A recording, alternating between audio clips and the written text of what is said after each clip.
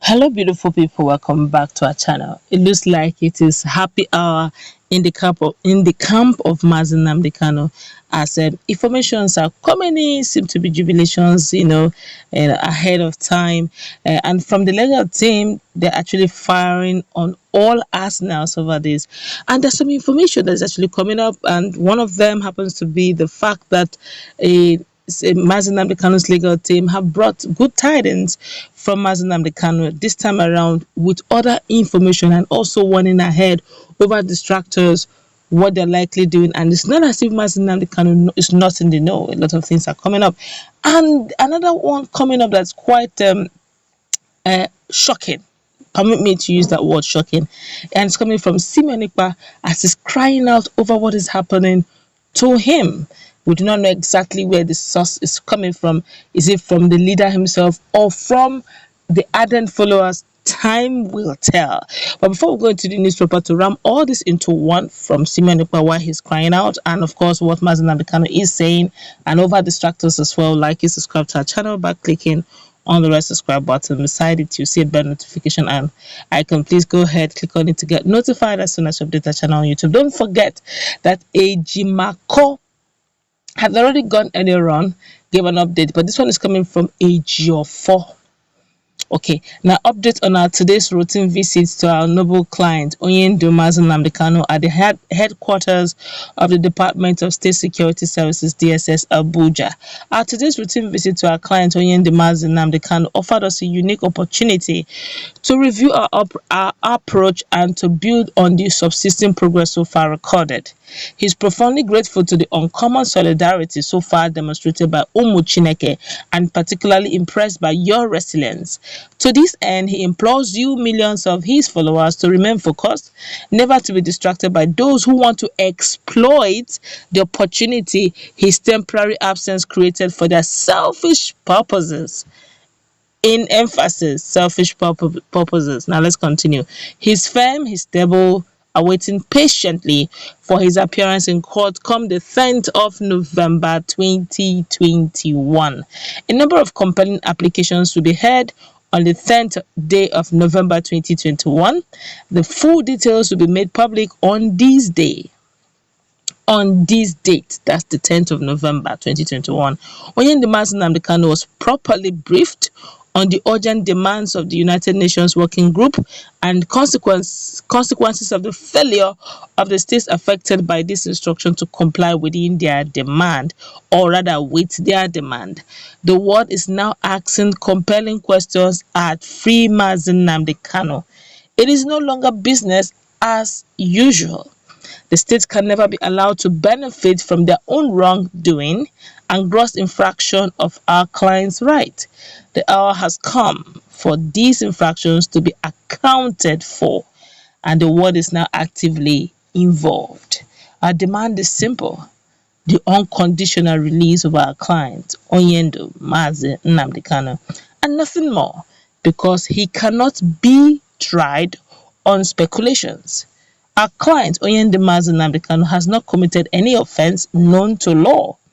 Thank you for all your peaceful conduct so far, prayers and supplications. It is yielding much fruit that you can never imagine. Just note this. Signed, Ifeanyi Ejiofor Esquire, lead counsel to Oyendo Mazi Nnamdi Kanu, IPOB. Now that's quite interesting. But another one that is actually blowing our mind is what is coming from Simeon Ikpa. Well, according to Simeon Ikpa, the Mazi Nnamdi Kanu disciple on Biafra restoration, he said that enemies within are cooking in the witch coven. I wonder what that means. And this is what he wrote. He said, the people handling Mazi Nnamdi Kanu's account, social media account, blocked me, as in they blocked Simeon Ikpa. This is serious.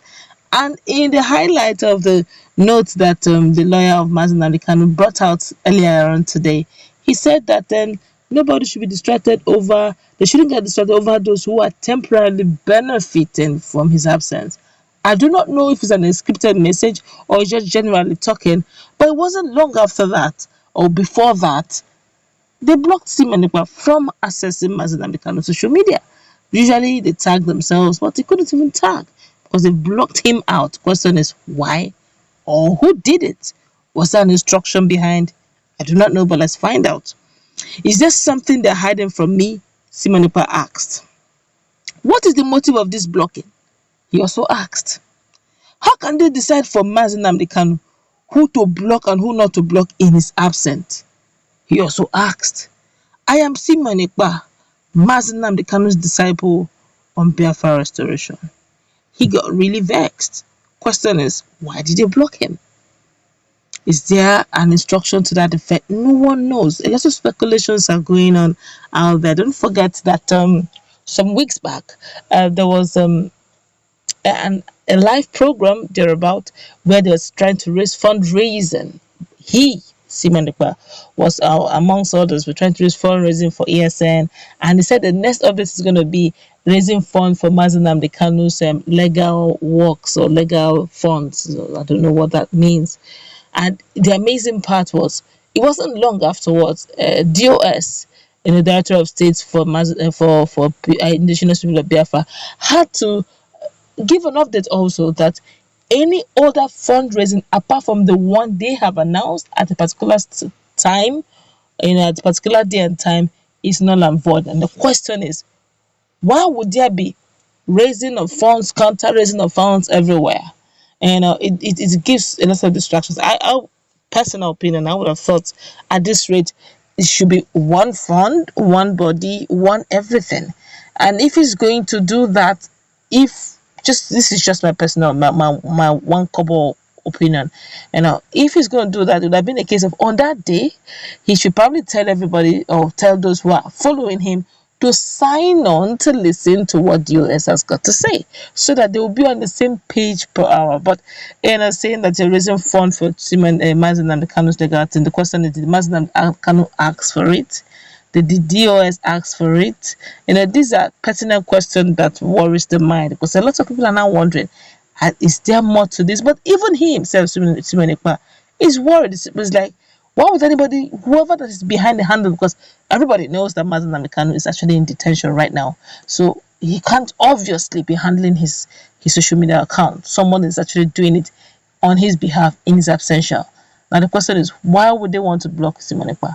And he himself, Simonipa himself, escalated the information himself. So I guess not too long in this time, but one thing is certain: whoever that is not through to the cause, by the time Mazi Nnamdi Kanu may be coming out, it's going to be what we call auditing time, where they begin to say you are found wanting, you're not found wanting. But in all, because right now, if you check the movement, there seem to be, if you ask me personal opinion now, they seem to have moved a leap into victory, just a little leap, because the final one will be whenever response the government, the states will give to the UN, then there they can now begin to make a full move.